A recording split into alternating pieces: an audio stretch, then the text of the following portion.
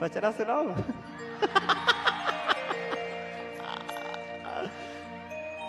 सकल चराचर तय हस व्यापे, पापी मन सब देख के कापे।